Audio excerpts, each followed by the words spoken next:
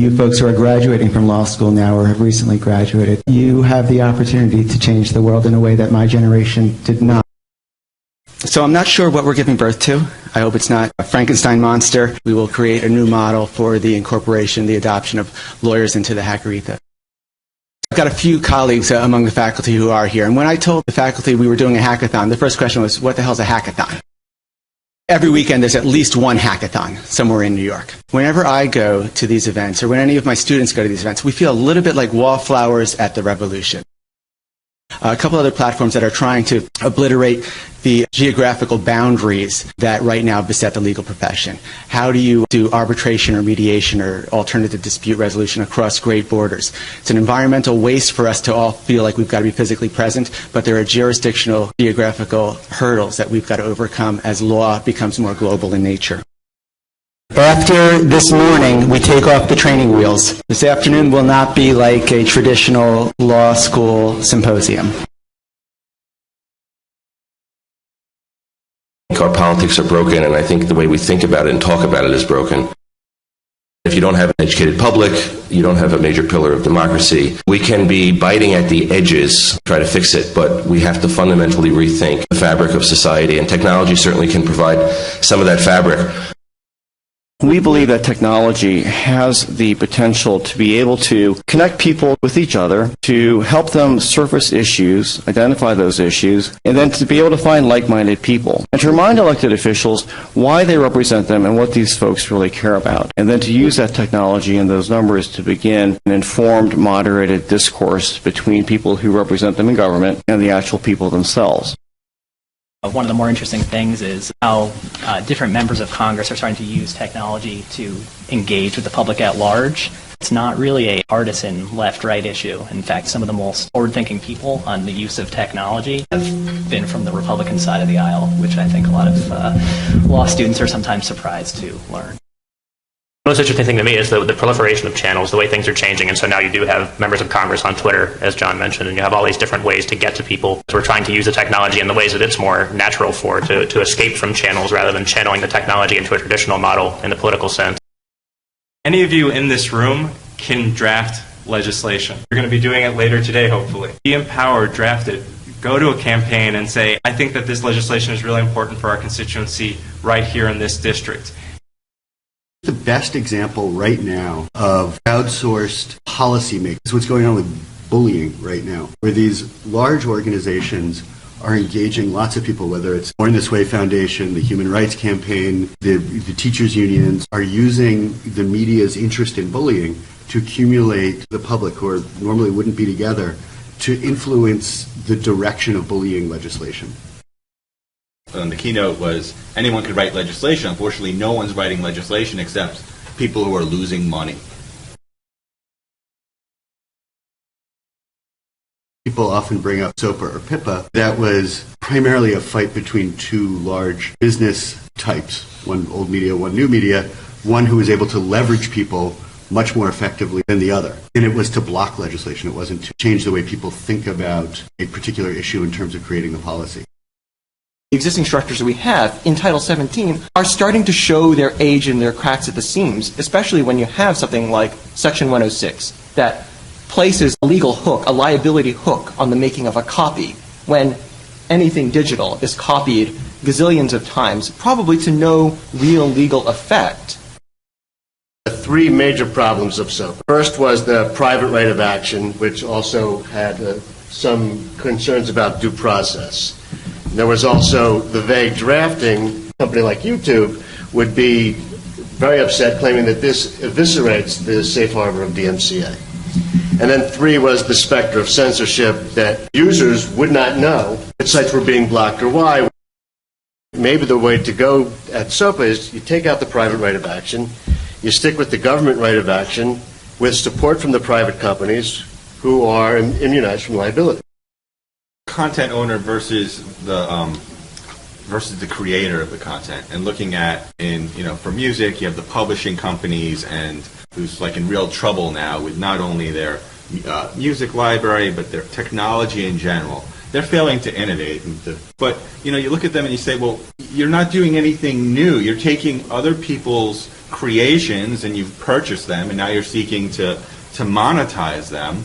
But if you were to go and speak to those artists, what would they say? A lot of artists now are actually not even going the publishing company route and are keeping things in-house and are saying, here, take my music. We understand that if you take the music and you share it with your friends, you're actually going to come to a concert or you're going to actually buy the music from us. Just because there's no SOPA, and even if we repealed all the laws, and we might not want judges determining what's great art, and we might not want our lawmakers to do it either. What do we do now? What does SOPA mean? What does PIPA mean? How do we capture that momentum and capture that energy? I've heard one person say, how do we keep the fear alive for Congress and make sure that they know that people can actually rise up and make a difference in the process?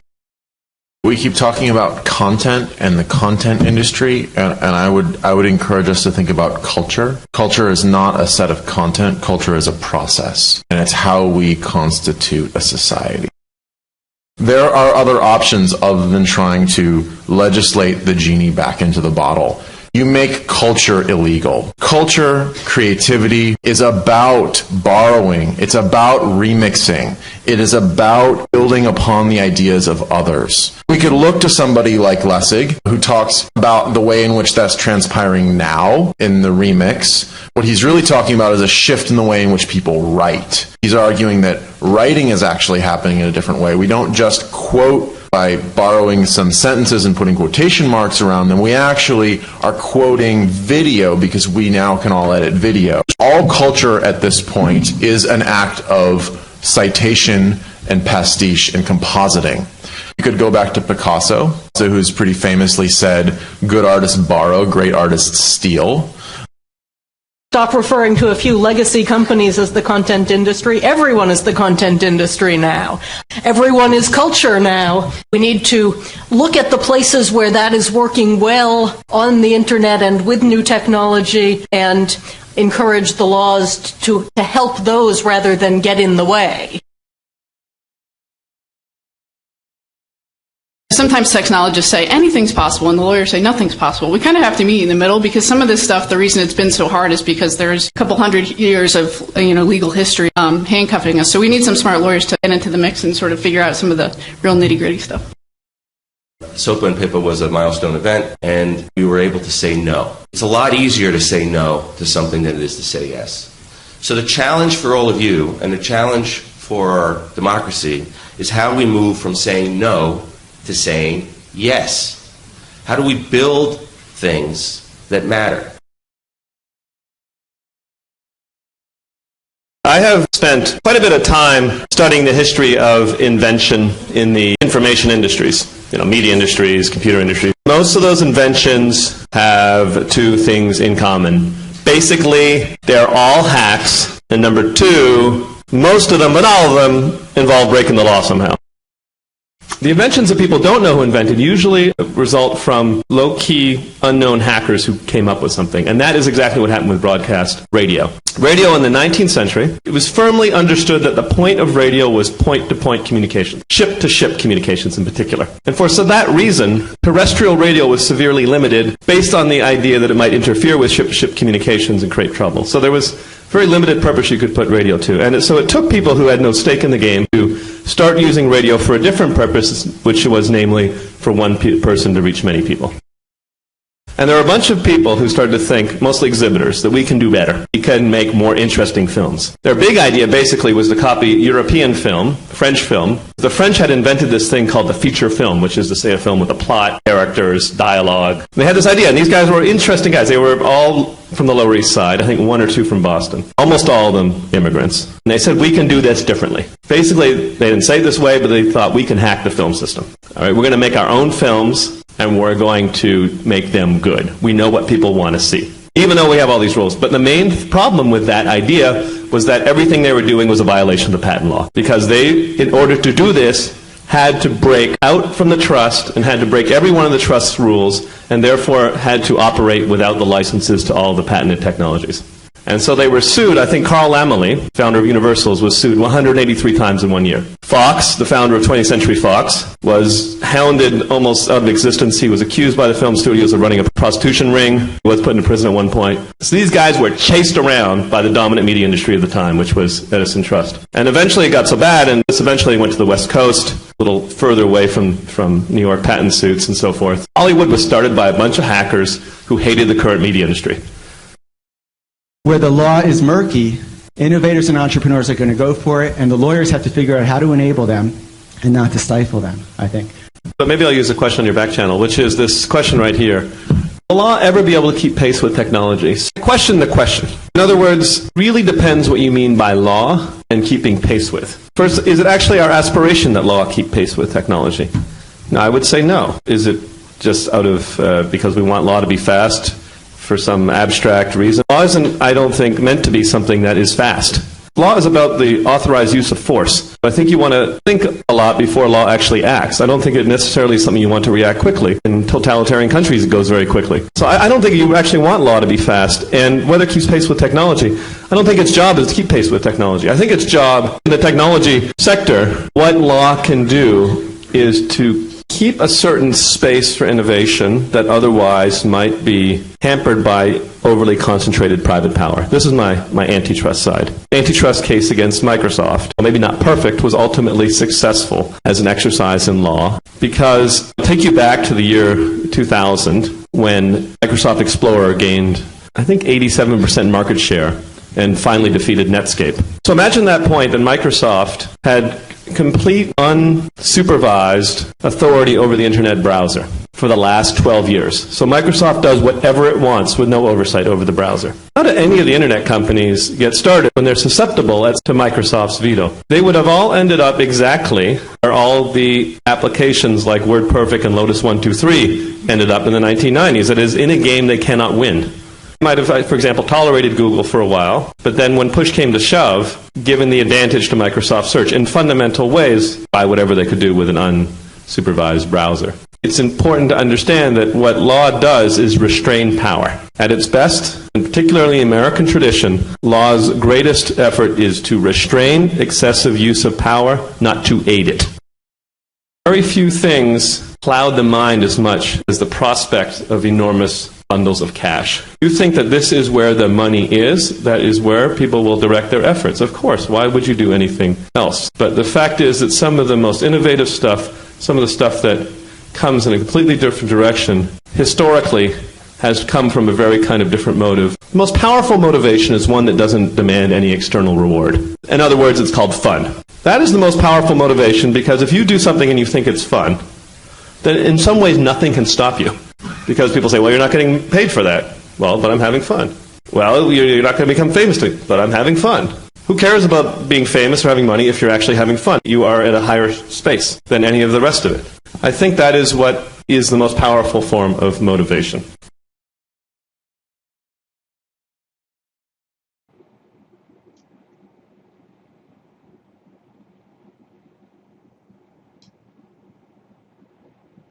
Who's familiar with Arthur C. Clarke's 3 rules of prediction? All 3 are relevant. First rule I want to read. When a distinguished but elderly scientist states that something is impossible, he is almost certainly right. When he states that something is impossible, he is very probably wrong. I'd like to say the same concept, but replace scientist with lawyer or law professor, or at least law professors of my generation and older. We don't know what we will bring to bear through this hackathon. It's my sense that in 10 years, lawyers will be a part of the process in a way that we are not a part of the process today. We still lawyers communicate via fax machine and snail mail. Arthur C. Clarke's second law of prediction, the only way of discovering the limits of the possible is to venture a little way past them into the impossible. When you venture into the impossible, you occasionally fail, but occasionally you strike gold. Arthur C. Clarke's third law of prediction, any sufficiently advanced technology is indistinguishable from magic. This afternoon, let's try to create some legal hacking magic. Create that platform, that crowdsourced capability that we didn't think could be done this morning, but maybe next week we'll realize it can actually be done. I wanted to congratulate the winners of the Hack the Act competition and start with you, Warren, to explain what that was. The Hack the Act competition was really an open competition that we had, really just asking the crowd at the legal hackathon for ideas about how we could reform intellectual property law in the 21st century. Sarah, can we turn to you and talk about your idea about DMCA takedowns for trademarks? Well, it was actually the law students' ideas, and I'm in-house at Etsy.com, and we comply with the Digital Millennium Copyright Act, and we get a lot of takedown notices. And to me, I'm always confused and concerned about when we receive trademark infringement takedowns, because the Digital Millennium Copyright Act is about copyright. Switching to the Docracy site gives a policy proposal, and maybe we can turn it over to our people who are here live, Sean and Elliot, team members. Sean, we'll turn to you. The Digital Millennium Copyright Act provides for something called a notice and takedown procedure, which is it allows sites that host user-generated content, like things that users upload, a safe harbor as long as they comply with this procedure. Whereas if someone claims that their copyright has been infringed, then the site has to remove it promptly, and this whole kind of extrajudicial procedure begins. So, like Sarah said, we want to take that and put that into the trademark realm for similar reasons. I actually kind of was on the other side of the ball, probably with a company that's maybe has targeted Sarah's website a couple of times, but I was interning at Chanel last semester, and they have a lot of problems with people putting counterfeit goods on other websites. So the idea would be to streamline the procedures that trademark holders could take to request other sites remove infringing or fake goods. Elliot, what was your role, and what would you want to add to this conversation? You know, we wanted to really have a proposal that, you know, other people might model theirs after, not only in format but also in trying to think creatively and kind of outside of the box, while still keeping a foot in practical solutions. As Sarah mentioned, this is something that in-house counsel faces all the time. Sean had spoken in our session that evening when we drafted this about, you know, his experience at his internship, and I think that kind of all energized us to see that there was real practical application to this. Okay, well, I want to congratulate you all. Thanks very much for participating in this today. Thank you.